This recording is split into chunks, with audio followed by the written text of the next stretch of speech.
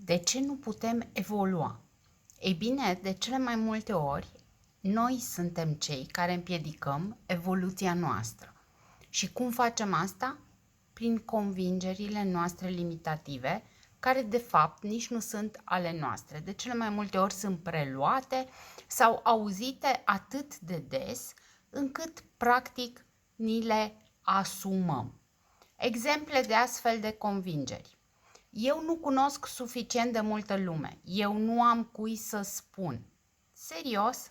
Hai să facem o listă cu persoanele cunoscute și vei vedea că cunoști o mulțime de lume. Eu nu știu să vorbesc. Ei bine, nici eu n-am știut să vorbesc, nici când erai mic nu știai să mergi și așa mai departe. Pe lângă convingerile limitative, mai avem acele zicale, da? Care au fost proiectate asupra noastră de generații. Gen, doar cei din vârf câștigă, banul la bani trage și așa mai departe. Sunt sigură că le-ai auzit pe fiecare dintre ele. Ei bine, o să-ți spun că marea lor majoritate sunt mituri și se aplică doar dacă vrei tu să se aplice. Ești singura persoană care își pune piedici repetând la infinit astfel de convingeri. Poți face un pas înainte și poți evolua.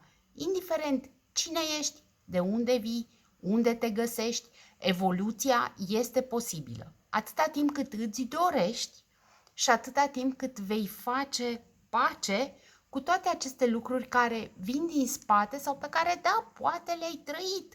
Un eșec nu este o traumă, un eșec nu este o tragedie, un eșec este un moment wow în care am învățat ceva ce mă va ajuta să evoluez la un moment dat, dacă voi lua acea lecție și o voi duce mai departe.